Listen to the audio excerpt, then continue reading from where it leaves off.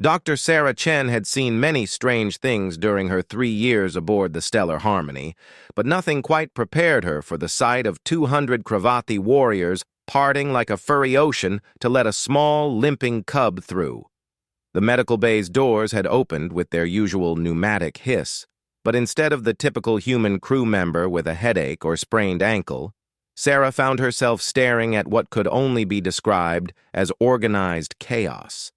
The Kravathi, a wolf-like species that stood nearly 8 feet tall and had conquered half the Andromeda sector, were packed into the corridor outside. Their amber eyes gleamed in the ship's artificial lighting, and their battle-scarred faces bore expressions she'd never seen before. Vulnerability.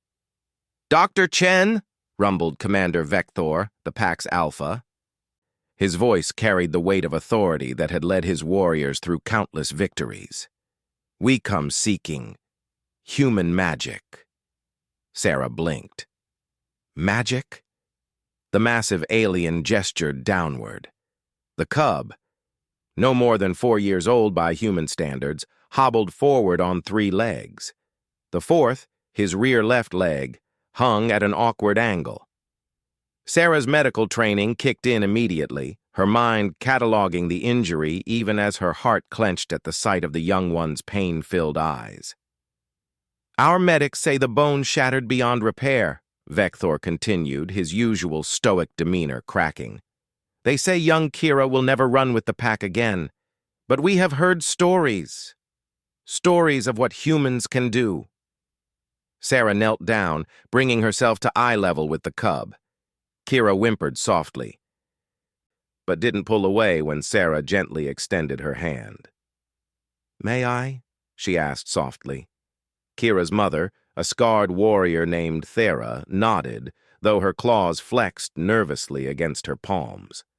As Sarah carefully examined the leg, her mind raced back to conversations she'd overheard in the ship's mess hall. The Kravathi spoke of humans with a mixture of bewilderment and awe, not because humans were stronger. They weren't. Not because humans were faster or more technologically advanced, but because humans were stubborn. The galaxy knew the Kravathi as fierce warriors who accepted their fates with stoic honor. If a warrior fell in battle, so be it. If a cub was injured beyond their medical capabilities, the pack mourned and moved on. It was the way of things. But humans? Humans looked at impossible and said not yet. "The fracture is severe," Sarah said, pulling up her portable scanner. The holographic display showed a complex break, the bone fragmented in multiple places.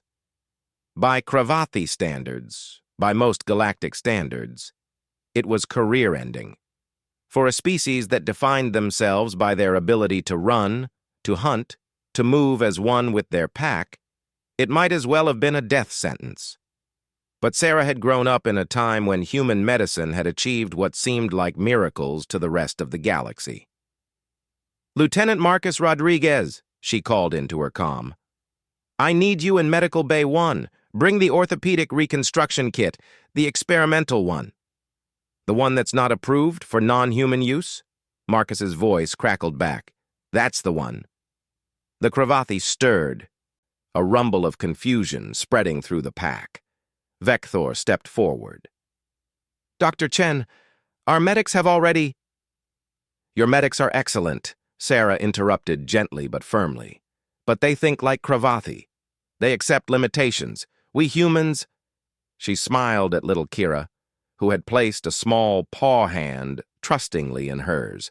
"We're really bad at accepting limitations." Marcus arrived within minutes, his arms loaded with equipment. The young medic's eyes widened when he saw the gathered Kravathi, but he didn't hesitate. "All right, Kira," Sarah said softly, preparing a sedative suited for Kravathi physiology. "We're going to fix your leg. When you wake up, you're going to run again."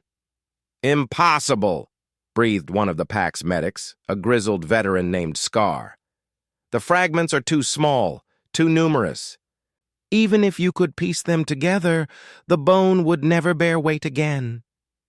Sarah looked up at him, and in her eyes was something the Kravathi had learned to recognize in humans: that peculiar fire that appeared when someone told them something couldn't be done. Watch.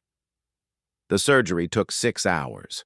6 hours during which the entire Kravathi pack waited in absolute silence. 6 hours during which Sarah and Marcus worked with a precision and determination that bordered on obsessive. They used techniques that seemed wasteful to galactic medicine, taking time to reconstruct every tiny fragment, using nanobots to encourage bone growth, employing stem cell treatments that other species considered unnecessarily complex. The galaxy had learned to be efficient with their medicine. Humans had learned to be thorough.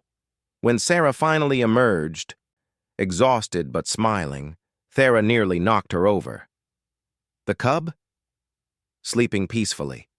The bone is reconstructed. The nanobots will continue working for another few weeks, strengthening the repair. In 3 months, Kira will be running. In 6 months, you won't be able to tell which leg was injured. The silence that followed was deafening. Then Vector did something no human had ever seen a Kravathi commander do. He bowed. "They told us humans were weak," he said quietly. "Soft, slow. They didn't tell us that humans refused to surrender, even to fate itself." Sarah felt Marcus's hand on her shoulder, steadying her as exhaustion threatened to pull her down. "It's not magic," she said. "It's just, we don't know how to give up, especially not on kids." Thera approached, her eyes glistening with what Sarah realized were tears. "My daughter will run again because you could not accept that she wouldn't. This is why humans terrify the galaxy, isn't it? Not because you are warriors, but because you are healers who fight death itself." Sarah watched as the pack filed past, each warrior touching their claws to their chest in salute, a gesture of profound respect.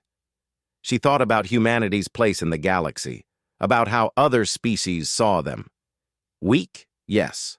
Slow, certainly. But also impossibly, stubbornly, magnificently unwilling to accept defeat. 3 months later, Sarah watched from the observation deck as Kira raced across the ship's exercise yard, keeping pace with cubs twice her size. The little one's laugh, a yipping bark of pure joy, echoed through the corridor. Vector stood beside her. "What do you call this human trait? This refusal to accept the unacceptable?" Sarah smiled. "We call it hope, Commander, and it's the most powerful weapon we have.